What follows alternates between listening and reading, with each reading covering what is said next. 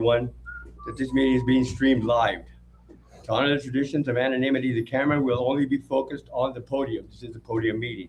The camera will, if you choose to share, you may stand at the podium on camera or off to the side if you prefer to remain off camera. Please remember to use only first names when introducing yourself. By participating in this meeting, you acknowledge that while we do our best to protect anonymity, we cannot control who may be watching the live stream. If you are not comfortable with this, we completely understand, and we encourage you to share in a way that feels safe to you.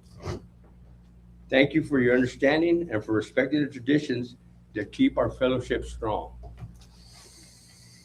I'd like to welcome at this time everybody here at Hopper House to the Hopper House Community AA meeting, and welcome everybody that's online, that they had the opportunity to sit here and share what we have in this room. We're going to go ahead and get started with a moment of silence, followed by the Serenity Prayer.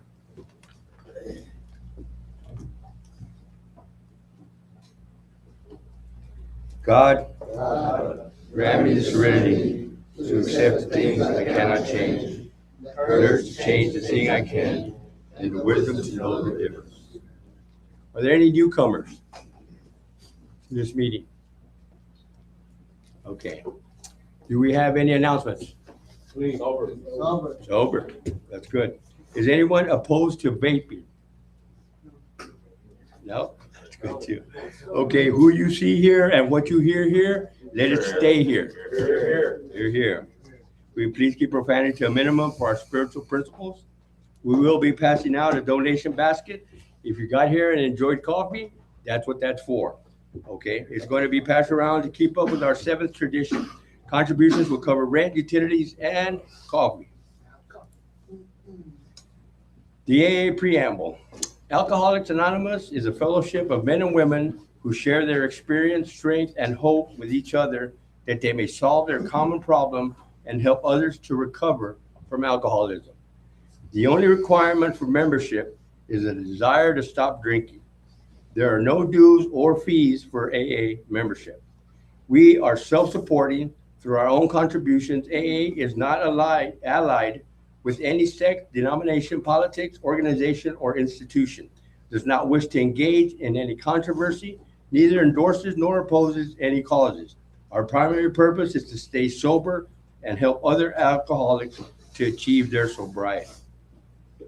At this time, I've asked somebody to read how it works.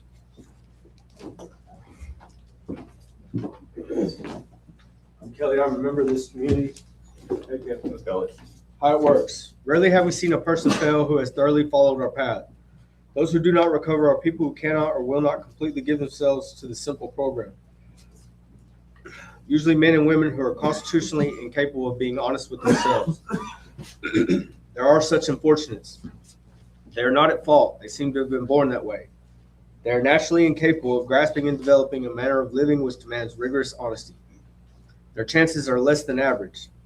There are those, too, who suffer from grave emotional and mental disorders, but many of them do recover if they have the capacity to be honest.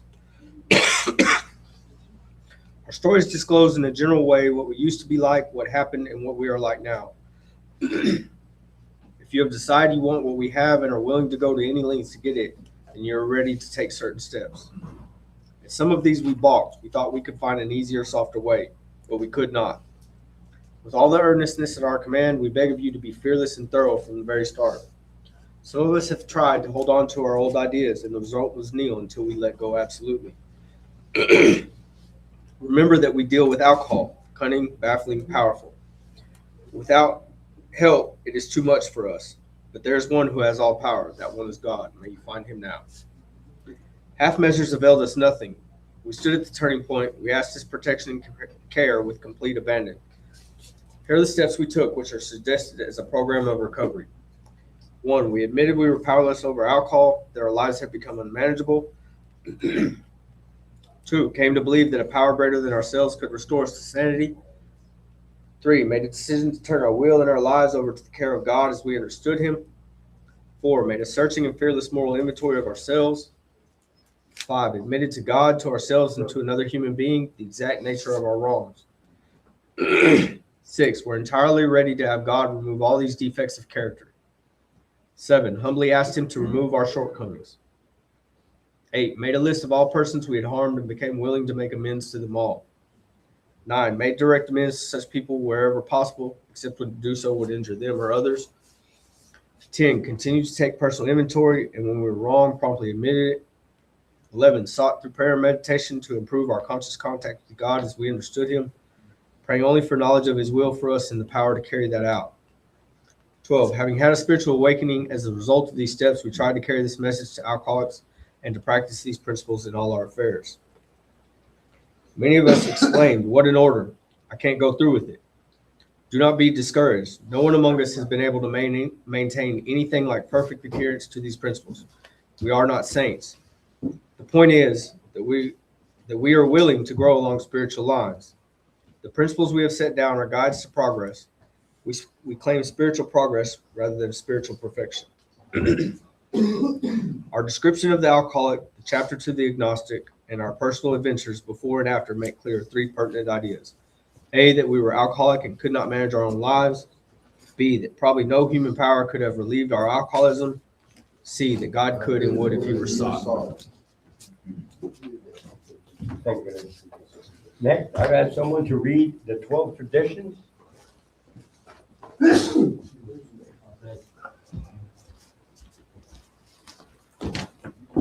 Hello, everybody. I'm Nick. I'm an alcohol addict, and these are the 12 traditions of Alcoholics Anonymous. 1, our community welfare, our common welfare should come first. Personal recovery depends upon AA unity. 2, for our group purpose, there is but one ultimate authority, a loving God as he may express himself in our group conscience. Our leaders are but trusted servants. They do not govern. 3, the only requirement for AA membership is a desire to stop drinking. 4, each group should be autonomous except in matters affecting other groups of AA as a whole. 5, each group has but one primary purpose, to carry its message to the alcoholic who still suffers. 6, an AA group ought never endorse, finance, or lend the AA name to any related facility or outside enterprise, least problems of money, property, and prestige divert us from our primary purpose. 7, every AA group ought to be fully self-supporting, declining outside contributions. 8, Alcoholics Anonymous should remain forever non-professional, but our service centers may employ social workers. 9, AA as such ought never be organized, but we may create services boards or committees directly responsible to those they serve. 10, Alcoholics Anonymous has no opinions on outside issues. Hence, the AA name ought never be drawn into public controversy. 11, our public relations policy is based on attraction rather than promotion. We need always maintain personal anonymity at the level of press, radio, and film. 12, anonymity is the spiritual foundation of our traditions, ever reminding us to place principles before personalities. Thank you, everybody. Okay, Matt's going to have the topic for us tonight.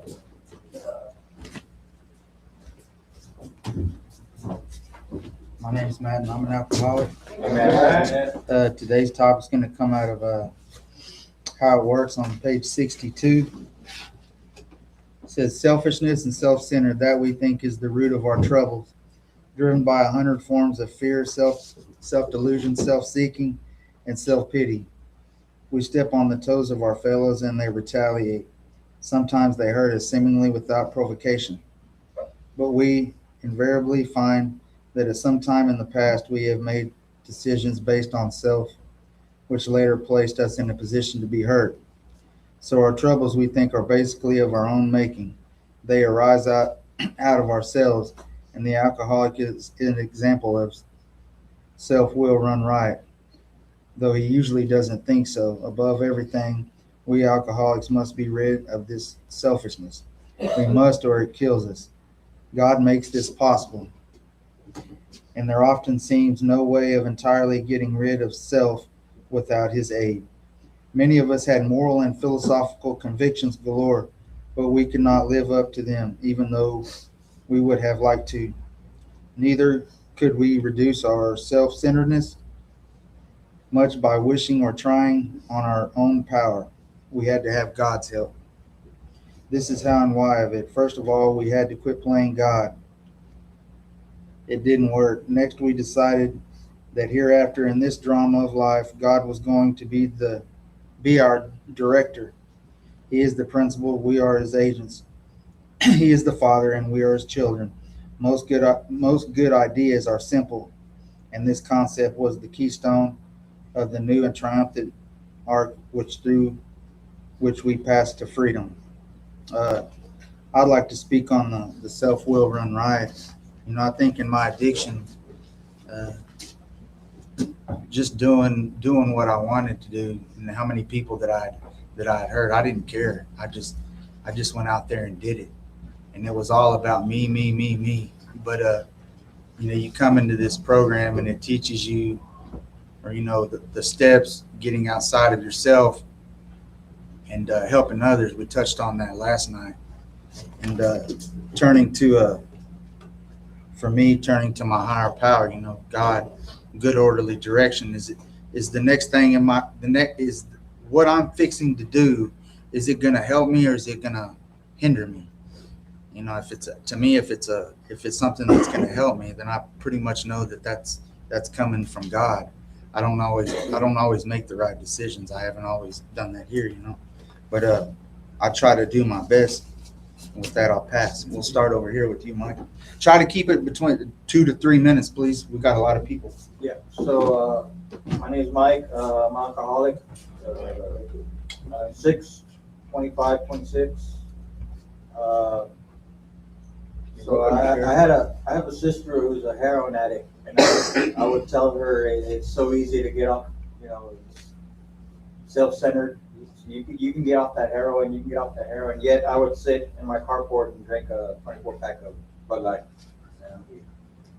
And I was real self-centered, not helping her. Looking back at it, I'm grateful for this place. I'm grateful for God coming into my life because of the Hopper House. With that, I pass. Thank you, Mike. You can go ahead.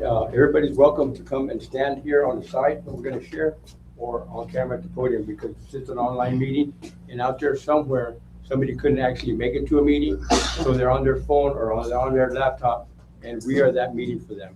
So if you could do that for us, we'd really appreciate it. Thank you.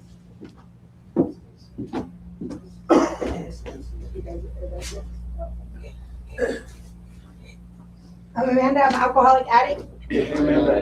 So selfish, self-centered, self-seeking. I was all of those things, but at the same time, I thought I was helping other people. But I didn't realize how it hurt me was because I would have certain things that I would think that people owed me something. It wasn't until I came here that I really started to care about people and started to care about how other people feel versus, well, why are you doing this to me? I didn't really think about other people's traumas or other people's anything about what another person was going through. It was just like, why are you doing this to me? And because I came here because I was sick and tired of being sick and tired. And I was with someone, and I was at home, and I had like thousands of dollars, and I had a lot of stuff. And he would still go out and do whatever, and I would sit there and I would do whatever too. And then I would still call him and tell him, like, why are you doing this? But there would be somebody waiting in the driveway to pick me up, and I would just, I was just guilt tripping him. And I even did it whenever I first got here. I was like, send me some money, send me some books. And then he called me and was like, hey, I didn't get a chance to get there and do this and that. And I was like, you know what, let me stop. I'm only doing that because I'm seeking something like validation. And today, because of this program, because of the steps, because of my higher power, like, I don't need nobody else's validation. Like, I don't need nobody to send me nothing to prove that they care about me, because that's neither here nor there. I'm glad that I have this program, and I'm glad that I have this place, and thank you guys for letting me share. Thank you, madam.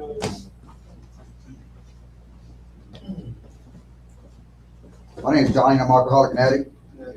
Yeah, what I get out of this self-centered that we think is the root of our troubles, driven by hundreds of forms of fear, self-delusion, self-seeking, and self-pity. Yeah, back when I was in my addiction, I did a lot of that, man. That was validation for me to drink. Man, you know, self-pity, oh, poor me. I can't see my kids. I can't find a job. I'm going to go ahead and go drink. Oh, I got found me a day labor job. Man, I'm doing so good. You know, I'm going to go drink. You know, and I think one of my biggest defects of character that I did, I still try to play the director. You know, I try to take God's role and be the director of my own life, because no matter how many stints of sobriety that I had, I always went back. You know, I always had that. I always had this voice in the back of my head. You know, you can do it. You can keep going forward. Nah, I really don't have to though. I don't have to. I got to. I know I can take a drink here and there. But you know what? It's like that insanity always came back to the same thing. Always led right back to my drinking.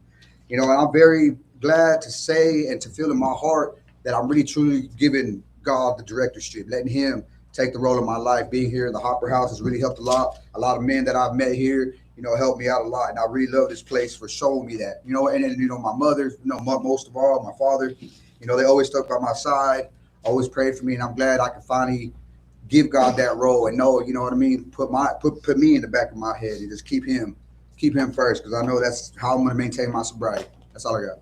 Thank you. My name is Devon, 7/12/96. 26, my bad. I was always in my 50s, so just, like I said the other day, me being sober, I recollect that I was selfish. I was selfish towards other people's feelings and thoughts. I was selfish because I was selfish to myself. I didn't give myself a break. So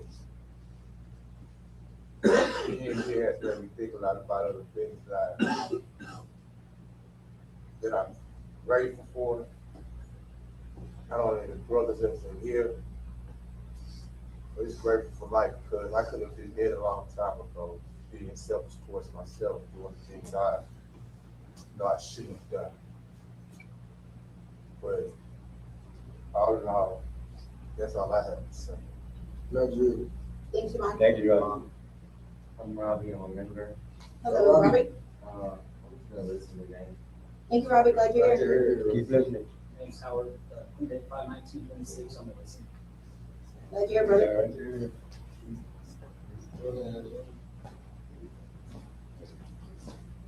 Just Carson, alcohol addict, Okay. 6/25/26. This is a good place, good for me, my sobriety, keep me clean, sober. That's all I got. Glad you're here, Thank brother. you. Thank you, Jesse. Remember, 7/6/26. Glad you're here, brother. Thank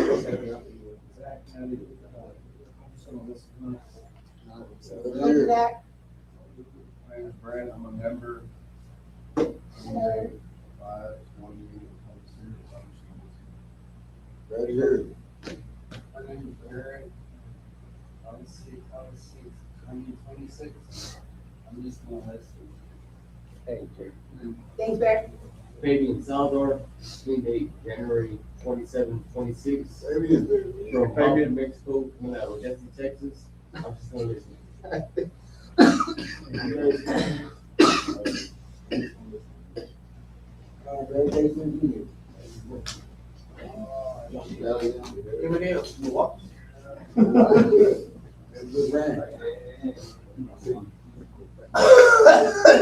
You're gonna share, stand right here if you don't want to be on camera, on your seat. Thank you, John. My name's Jonathan. I'm an alcoholic addict. Hey, Jonathan. Yeah, so just like Johnny said, I mean, just, you know, I would drink when I was sad, you know, depressed, angry, when it was going good, when I had my job and everything, and like, you know, not seeing my kids, yeah, I would drink for that. Like any reason I could to drink, I would drink. So I mean, just one of those things, you know, just being that self-centered person and only caring about yourself, and the ego just inflates, and you know, life just spirals out of control. And just alcohol is probably one of the worst drugs that's still legal. So I mean, all I got to say is I'm just glad God, you know, put me here at the Hopper House, and I'm back. You know, I relapsed a little bit ago, but everything's going good. You know, I wasn't taking the program serious back then. I wasn't working the steps. I stopped calling my sponsor. But now that I'm back and I'm actually doing things the right way, you know, God's just making my life a million times better. So I'm way happier. That's all I got. Thank you, Dusty. Thank you.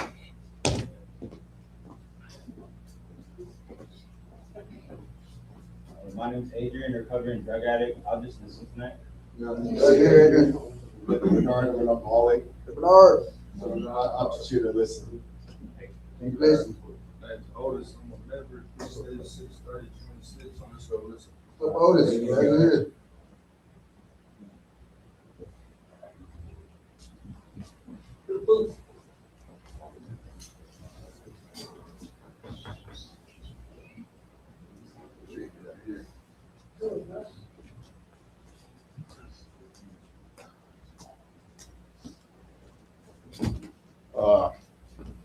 Hey, how y'all doing? My name Maurice. I'm recovering addict, alcoholic. Clean date 6/21/2026. The truth is, I'm still selfish. I'm still self-centered, and I'm still self-seeking. But thankfully, not with drugs, not with alcohol. And you know, God give me a clear heart, clear mind to utilize these negatives and turn it to a positive. So, you know, I seek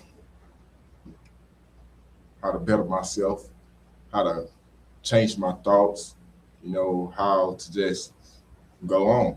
I'm self-centered because I like to be quiet. You know, I like my space, like not everything revolves around me, but when I'm in my space, I'm self-centered because I don't want nobody messing with me. And I guess that's sort of a definition, kind of. And I'm very selfish because anything that starts to interrupt my peace, I'm quick to cut it off. Relationships, jobs, anything that trying to push me back into that old way of thinking, that old way of being, I get selfish. You know, fire burns, it hurts, you know. And I've been through the fire a lot. Betrayal, you know, setback after setback, you know, people talking about me behind my back because of the things I'm doing or the things I was doing. So I like to stay in my selfishness at times. But I could say being at this place have helped me understand, like, I don't have to be that way all the time. You know, it's good to be that way sometimes so I can succeed in what I want to do, you know, the things I want to accomplish. But at the same time, we're a community for a reason. You know, we have voices. Our voices have power. My thoughts, you know, what's in here that I can unleash, that I can help someone in this room? What have I been through that someone is going through something that's similar that I can speak up on, you know, and will give them light to their situation like God did me, you know. And thank y'all for letting me share. Y'all be blessed. Have a great day. Thank you. I'm Preston, I'm a member, and I just do this tonight.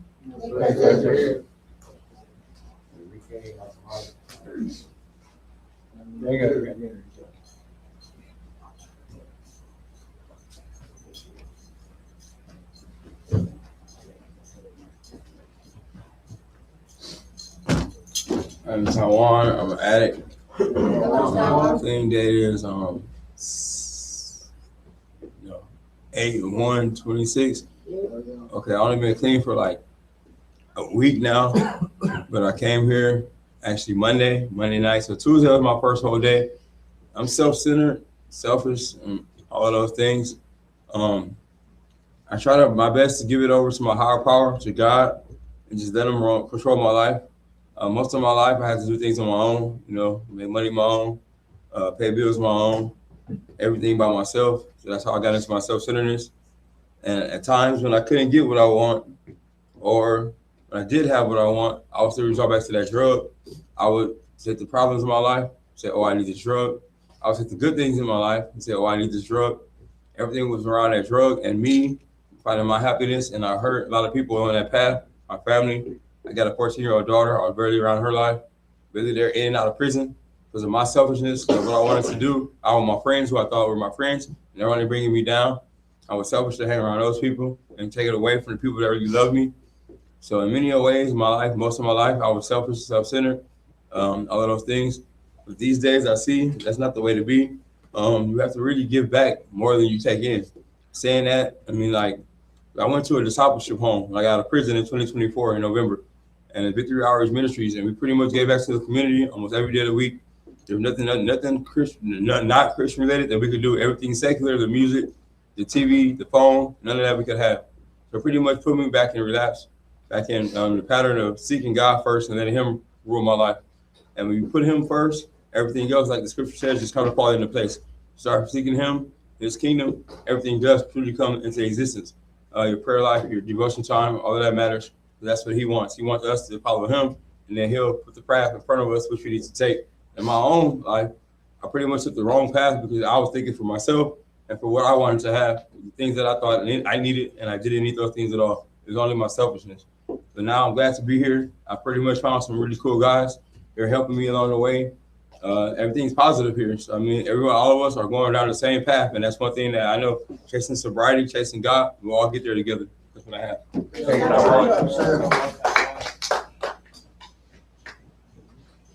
Luke. I'm the sales. I'm Kenny, alcohol, gas. Thank you, Kenny.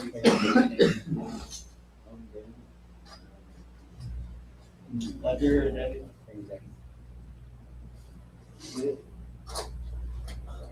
It's all on you. I'm just. Thank you, brother. Thank you, brother.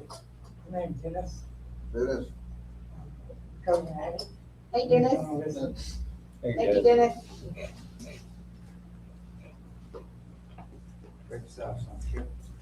Kelly, and I'm a member of this community. Hey, Kelly. And when we talk about selfish and self-centeredness, man, ooh. I know for a fact, I don't think I know it was the root of my troubles, because it was all about me. It was all about me, what I wanted to do, when I wanted to do it, and if I didn't want to do it, good luck getting me to.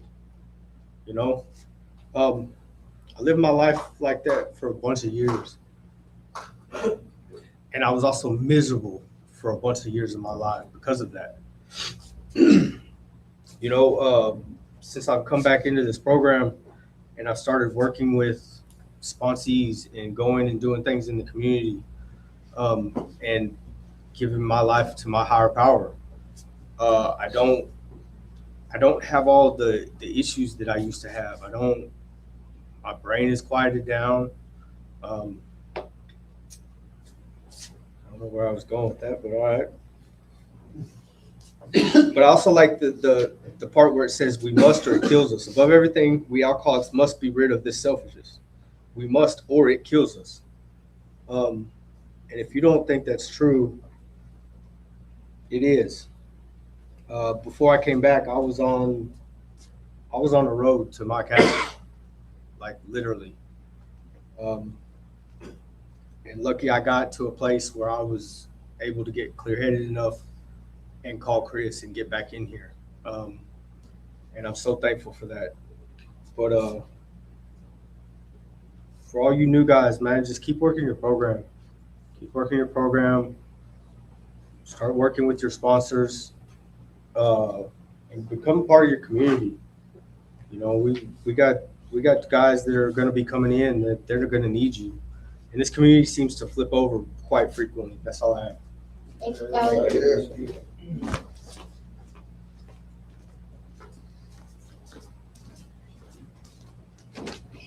I'm Nick. I'm an alcoholic addict. I spent most of my life doing drugs. Since 7 years old, I started doing drugs, and I just wanted to be by myself all the time. I used to drink in the bathroom at the school. I didn't want to have. I had no friends growing up because I didn't want to let people get in. I was self-centered about myself. I stopped loving myself. I stopped giving a damn about anybody. I just wanted to be alone because I didn't think anybody loved me. As a middle child, and I used to get beat all the time. My brothers used to blame everything on me. So growing up, I thought there's something wrong with me. Why does this happen to me? Poor me, poor me, poor me. I've been to prison 5 times, and every time I say, why does this keep happening to me? I'm a good person at heart. I like helping people, but I keep going back to prison. The government must just have it out for me because I have a red dot on my head or something. Oh yeah, it's just back to prison for this guy. Yeah, been to prison, been to lots of different jails all over the United States, and I'm trying my best today to have purpose in life, to love myself again. I love helping others. I love doing community service and helping the people out there, talking about the problems with people, and just trying to be a good person at heart and mind, body, and soul, and give everything back to God because I lost contact with him. I said, "What? He was a flying spaghetti monster." Couldn't see him, so I could just make up anything I want about him. But I have seen miracles. There's miracles. The day you wake up is another miracle. It's another breath. People die. Millions of people die every day, and they just wish they were in our shoes. So let's think about that. People in third world countries running for their lives because the other tribe, grandpa got mad with them. Now they're killing them, or being tied down in a basement somewhere and just being tortured. You have to realize there's a purpose in life, and we're Americans. We're entitled, we think. So now I'm gonna pass. Thanks, Nick. I'm Greg, so I'm just gonna listen tonight. Hey, Greg.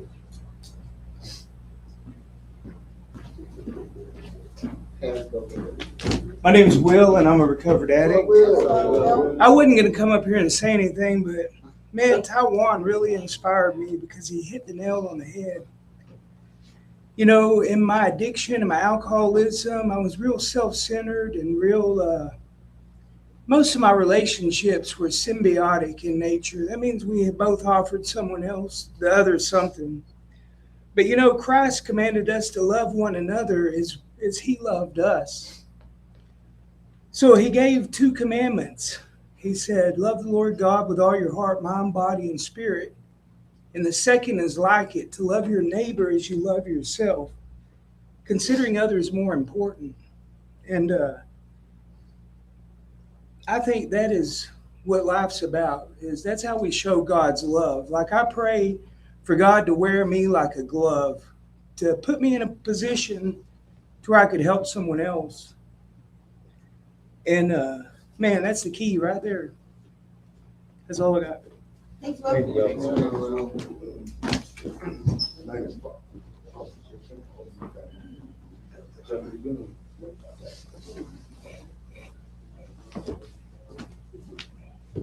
Hi, my name is Primo. 22nd, 26. And I grew up being so selfish myself. They teach me very well when I was little. Since I was small, I was a drinker and I was an addict. Since I was born with that disease. They teach me very well. And then I continue doing it, destroying life. I destroyed 2 lives. One thing that I know, God, my higher power keep helping me out. I don't know why, but I just gotta listen to him. He has a lot of love for myself. And I keep doing the same thing. I got here like 12, 13 days ago. I thought I lost everything, and a blessing came out. I got to talk to my daughter. That I thought I lost her. I lost her and my son like about 3 or 4 years. I just left the house with no asking. I did what I did, just walk out of the life, and never wanted to come back because I was on my addictions, because I was on my drinking, because I was on my self-start. I was so selfish, I call selfish. and I didn't want to know nothing about them. And this is what I practice in my program. I practice jealousy, selfish. I practice all those principles. In order to get out of that door, I don't know if I'm gonna will or not, but I'm gonna do it day for day. And I telling myself, I gotta tell myself every day that I can't walk out of that door until I start knowing those kind of principles, because those kind of principles be hurting people that I really love. And really, I've been like a year and a half in the program, and I don't know nothing, honestly. And like somebody said in the program, show me, right? And that's how it is. Words would take nothing. Show me. Keep being in my mind. It's on the door. Show me. So what I'm gonna do? Sit down and listen to the other person. Listen to my sponsor. Listen to the leaders. Listen to my higher power. And I think I'm doing a little bit well because I'm not crying anymore. So I'm not emotional no more. So I thank everybody for helping me out and this recovery. And my only advice, just stay. It's not hard. It's hard, but it's gonna be rocks and down. If we make it, we really make it, we're gonna be somebody. I tried and I liked it. That's why I came back. Thank you. Thank you. We'll get there together. I'm Tony, I'm an alcoholic. Hey, Tony. Sober since July 22nd. I'm just going. Thank you, Tony. Paul.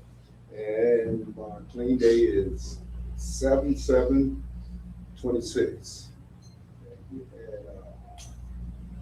you know, when I came to this program, I really taken it serious. But since I've been here, I mean, this is the first time I done did one of these programs on my own without. Normally when I do it, they tell me how to do it. But this time I came because I wanted help. And I'm still learning.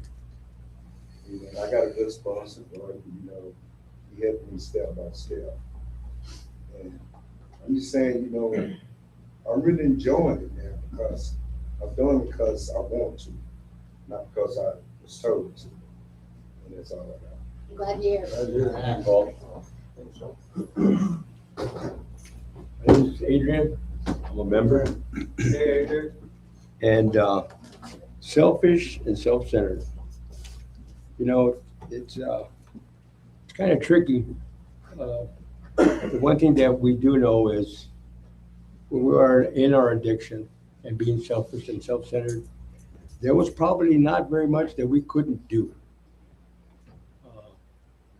Therein lies the fact that we're addicts. Because if we needed something, we're going to find a way to do that. We're going to be selfish enough to do that.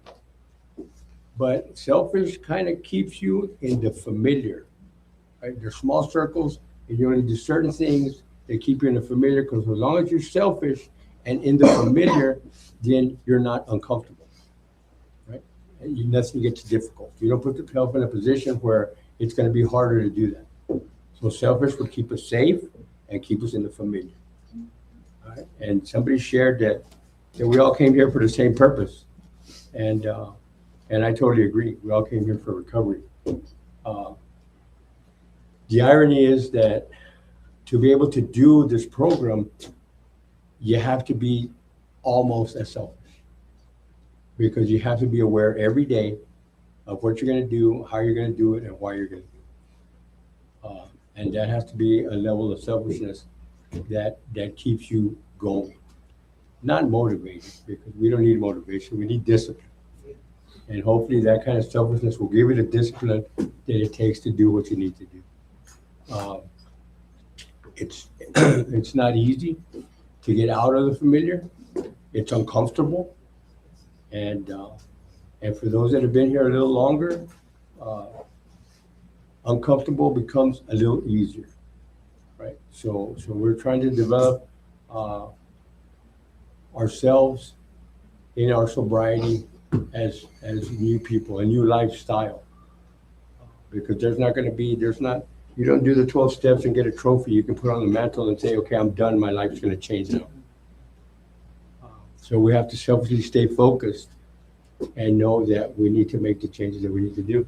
I know it was difficult for me when I got here because I couldn't see the difference. To me, I had to be just as selfish doing this as I was doing that, until I wrapped my head around what we do here in the program as far as helping others. And when I started to sponsor people, it kind of became clear, right? The program became a little more clear to me. And I hope that it does for you too.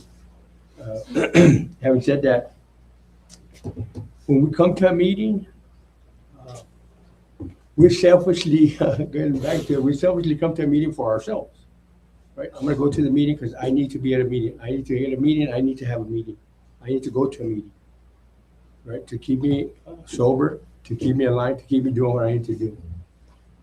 But you're gonna find that when you come to a meeting and share, most of the time, it's because somebody else needs to hear what you have to say. Now you get to vent, and you get to share, and you get to open up, right? And I remember when I first came to the meetings, I was like, man, I could tell that guy's story better than he does, because he tells the same story every time. You know, that was my mentality at the time. But I wasn't sharing. I was just listening.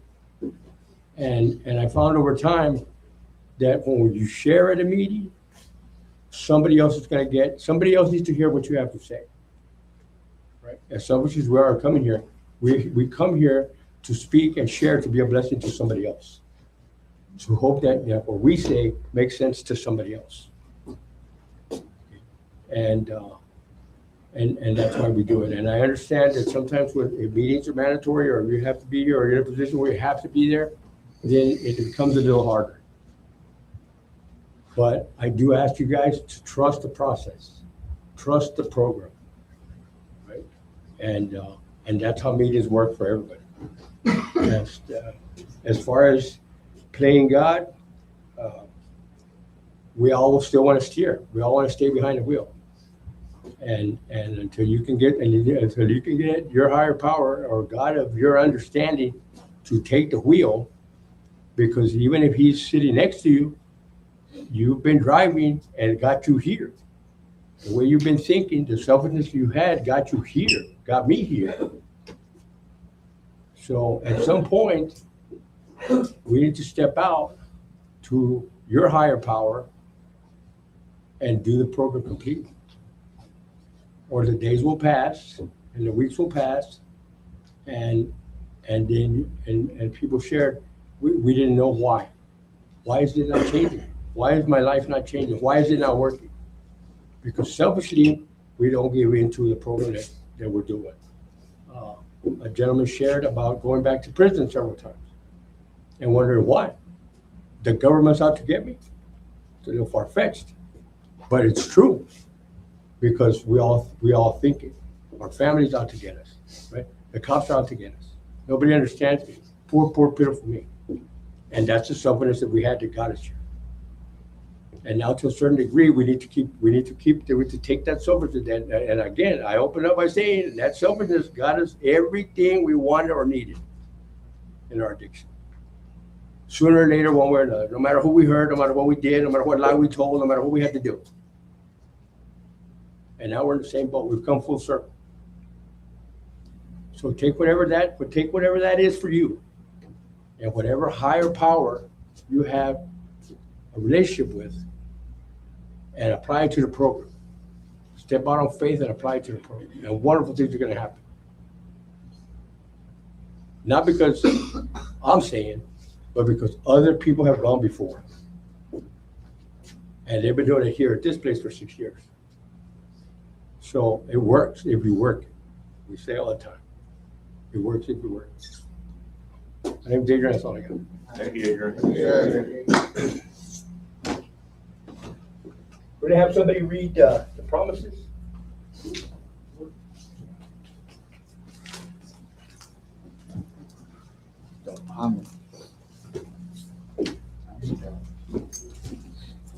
Hi, my name is Primo. The promise is we are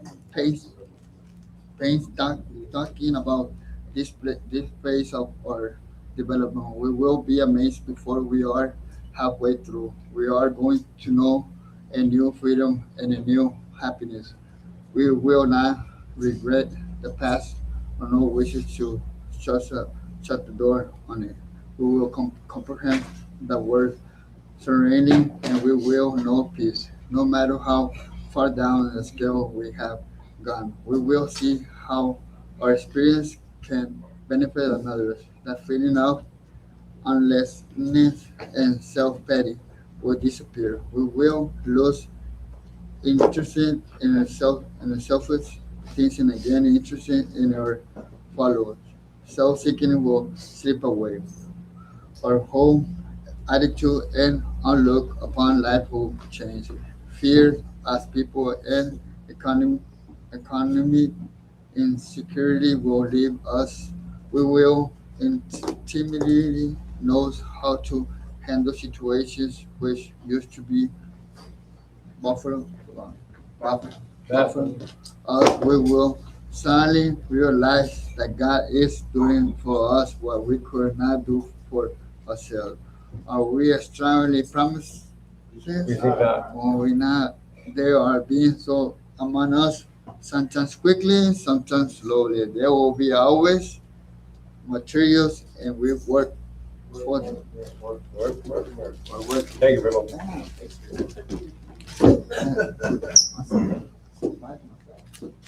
We've got a little bit of time. I'm gonna go ahead and open the floor to anybody that has a burning desire. Okay? We've had a good meeting. We had a lot of people share. If anybody has a burning desire to share with the group, you can do it out here, you can do it at the podium, you can do it at your chair. But if you got something inside you that you need to say right now, that you got a burning desire or something you want to share with this group, now is the time. Go ahead. I'm Nick. I'm an alcohol addict. As you know, Cricket's in the hospital. Keep him in your prayers. And we have another person that had a little medical problem today in the community. Keep him in your prayers. And everybody just do your best. Make the day worthwhile. Be happy. Works if you work it. Not, you could go down that hole and you'll keep going down until you're dead or you try to climb back up. Just give life purpose again. Everybody's been awesome, and I thank everybody for helping me. And God bless. Thank you, Nick.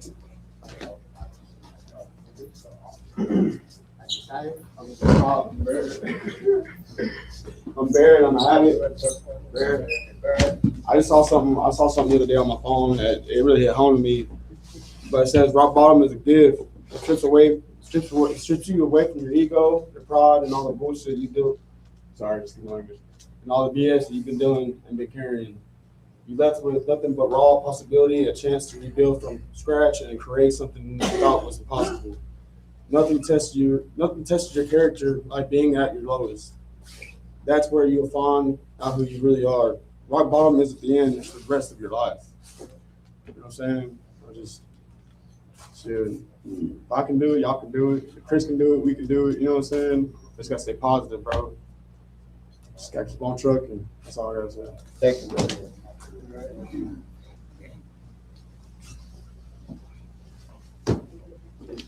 Hi, man, Primo. Honestly, like the truth, I was gonna say the truth all the time when I was in my college this time, so I would not fall into my drugs addiction or my alcohol addiction or whatever my mind was thinking. And there'll be sometimes that this couple of days, honestly, I'll be thinking about leaving the program, and it's hard, but it's something that I cannot do myself. It's something that it's hard for myself. That I want to do whatever I want, and it's not like that. I need to stop myself and think the positive thing out of myself. I can't resolve nothing, and I need to start I need to start praying more and start believing more in faith. I said I do, but really I don't, because I still have that disease that I still want to go and resolve some problems that I can't, because somebody needs me, or because I'm going well 20 days or 30 days or a year or 2 years or whatever. I know I'm not good. I don't know when I'm gonna be good. And that stuff is, I think that's why I'm being losing my life. I think that's why I've been losing myself. I almost go crazy. I almost get crazy. But the praise of a higher power. That's why I don't know y'all see me talking to each one of us on my story when I see you, because I want to take that disease, that mindset that I have. Every time I see somebody, I stop and talk over there. We make a conversation because I don't want to go to that road.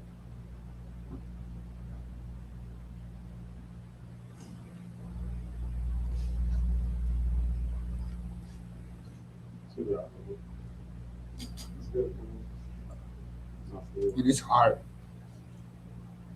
But I think somebody told me, right? A friend of mine that is coming tomorrow. I'm gonna get baptized tomorrow by Pastor, I believe. And we are SCA members, and we coming to a group to a group as another SCA member coming to see me.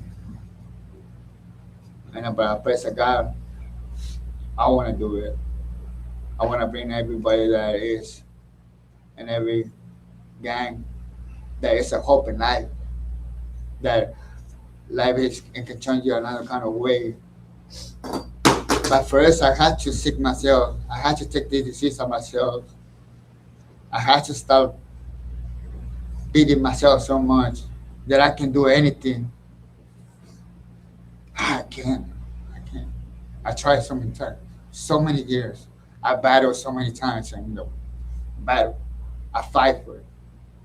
I did all that, and it's not working. So Primo needs to stay.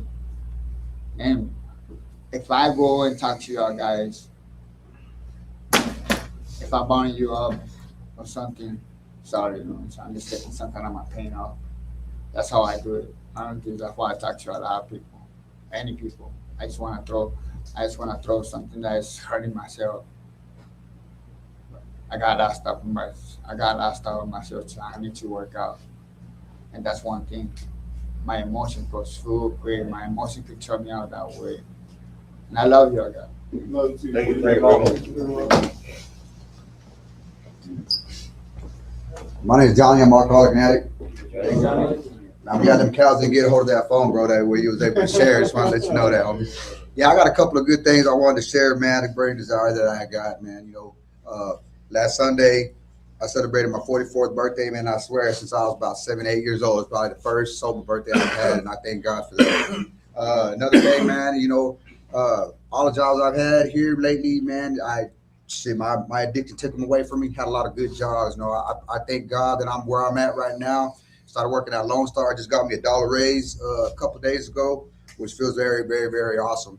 And I look at my family, man, back home, and it's like I want to be like that. Right now my brother is on a whole week trip with his family, with my two nephews and my niece and his wife. They went to Disney World, man. They're gonna be there for a whole week.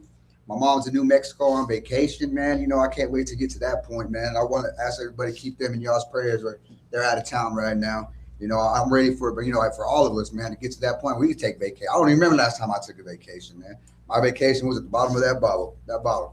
You know what I mean? Can't even remember half the times, man. So I can't wait till we can all get there, man. That's all I got. Thank you, Johnny. Johnny Blaze, baby. Thank you, Johnny. That was big. We still have a couple minutes left. Now we had a large number of people in the room that passed away just to listen. If you've got a burning desire, or if you want to share at this time, you don't have to do it at the podium. You don't have to do it at the side. You can do it sitting where you're at. Just raise your hand, and you're welcome to share with the people here in the meeting.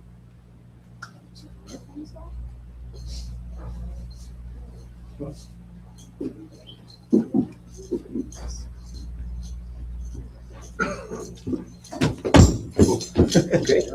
Like I said, my name is Taiwan. I'm an addict. Clean date, 8/1/26. I don't know too much about the steps. I'm looking forward to getting to know how to work the process the right way. But getting forward to meeting someone to sponsor me. I want to do it the complete right way. All of this is new to me. You know, I actually kind of stumbled upon this place. I went to a detox facility. I didn't even call my family. I didn't tell nobody except the circle of users that I was around. I was staying at a traditional living place, but I wouldn't even go home. I go out to the streets with the homeless population, and they was always like, "Why are you doing this to yourself? You got a bed, you got a hot shower, you got food, and you're out there like scrummaging for food, out there just being selfish, not even caring about us, how we feel about you out there, not knowing if you're safe, not knowing what's going on." And then one day I just told those gang of people I was with, like, you know what? I'm gone. I can't do this. And I called. I got to Haven in Dallas. Down and they sent me an Uber. I walked to the gas station, the QT. They sent me an Uber out to Dallas from Fort Worth, and I got detox. And from detox, they're like, "Hey, you know, some treatment facilities we can refer you to." And I'm from Fort Worth. I hopped on the thing, hopped on the bus, took a 12-hour trip, and here I am. I called my people when I got here. They're like, "Oh, you're in San Angelo? Like, what the heck?" And I'm like, "Yeah, I'm at a rehab facility." And they're like, "Oh, we're so proud of you." I thought they'd be like, "Man, you tripped out. Why are you so far from home?" And then it just feel good. Like, we're proud of you. You make that step and on your own. Like, you didn't wait for us to tell you, like, man, you need to change your life. You need to sober up. And the fact that most of us are here on our own, or even if, you know, that we're working it and we're staying true to it, God's going to see that, honor that in ourselves. You see the payback.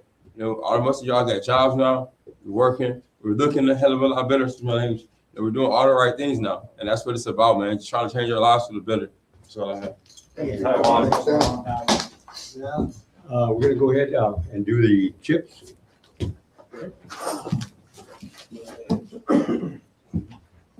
Here at the Hopper House, clubhouses around the world, we celebrate our sobriety with chips.